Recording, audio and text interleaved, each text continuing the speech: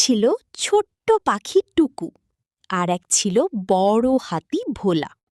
টুকু ছিল খুব চঞ্চল, আর ভোলা ছিল শান্ত ও দয়ালু। একদিন জঙ্গলে ভীষণ ঝড় উঠল। ছোট্ট টুকুর বাসা গাছ থেকে পড়ে গেল। টুকু কাঁদতে লাগল, এখন আমি কোথায় থাকব? ভোলা হাতি তার বড় সুর দিয়ে টুকুকে তুলে বলল, ভয় পেও না বন্ধু, আমি আছি। তারপর ভোলা বড় বড় পাতা আর ডাল এনে টুকুর জন্য নতুন বাসা বানিয়ে দিল। টুকু খুব খুশি হয়ে বলল, তুমি এত বড় হয়েও কত ভালো। ভোলা হেসে বলল, ছোট হোক বা বড়, সবাই বন্ধু হলে জঙ্গল সুন্দর হয়।